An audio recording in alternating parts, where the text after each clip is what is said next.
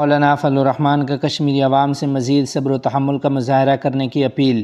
تفصیلات کے مطابق جمعیت علماء اسلام کے سربراہ مولانا فضل الرحمان نے 1 اگست 2026 کو اپنے اہم ویڈیو پیغام میں آزاد کشمیر کی صورتحال پر تشویش کا اظہار کرتے ہوئے حکومت سے طاقت کے بجائے مذاکرات اور سیاسی حل کی طرف آنے کا مطالبہ کیا ہے۔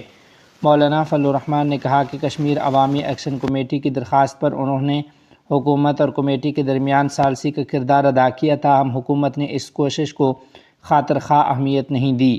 انہوں نے کشمیری عوام سے اپیل کی کہ وہ موجودہ حالات میں مزید کسی بڑے اقدام سے گریز کرتے ہوئے مسئلے کے حل کے لیے مزید مہلت دیں۔ انہوں نے کہا کہ تشدد اور جانی نقصان کے باوجود کشمیری عوام کے صبر و تحمل کو سلام پیش کرتے ہیں۔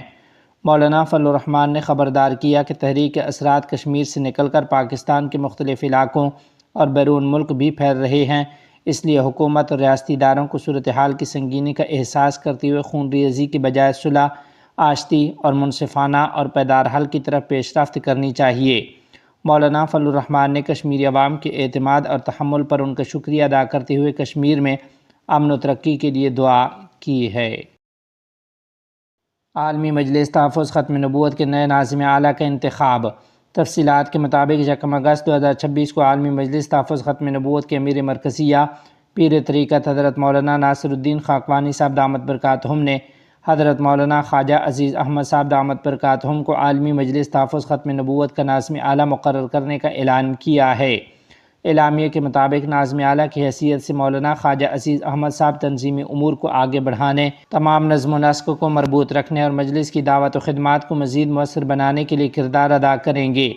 عالمی مجلس تحفظ ختم نبوت کی جانب سے ان کے لیے نیک تمناؤں کا اظہار کرتے ہوئے دعا کی گئی ہے کہ اللہ تعالیٰ انہیں دین و ملت کی خدمت کی توفیق عطا فرمائے اور ان کی دینی خدمات کو قبول فرمائے۔ جمعیت علماء ہند کے وفد کا اکابر جمعیت کی علمی یادگاروں کا دورہ۔